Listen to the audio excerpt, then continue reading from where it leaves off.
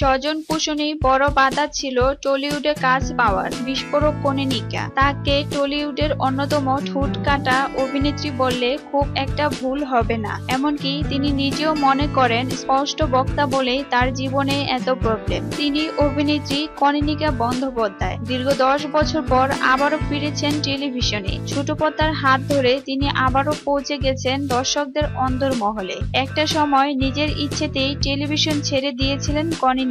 10 বছর বিভিন্ন ছবিতে অভিনয় করেছেন, কিন্তু অনেক ক্ষেত্রেই বঞ্চনার শিকার হয়েছেন বলে দাবি করেন তিনি। বলিউডের মতো টলিউডেও রয়েছে স্বজন পোষণ, আর তারই জেরে অনেক সময় ভালো অভিনয় করা সত্ত্বেও ছবিতে অভিনয়ের সুযোগ পাননি। দীর্ঘদিন হাতে কোনো কাজ ছিল না, হতাশার সুর কনীনিকার গলায়। বেশ কয়েকটি ছবিতে অভিনয় করা সত্ত্বেও তার পরিচয় তিনি ছোট পর্দার অভিনেত্রী। সামনেই মুক্তির অপেক্ষায় তার নতুন ছবি বিলুর রাক্ষস। জয় সেনগুপ্তের সঙ্গে এটা তার প্রথম ছবি। ছবির বিষয়বস্তুর সঙ্গে জড়িয়ে আছে আপনার আমার প্রত্যেকের জীবনের গল্প।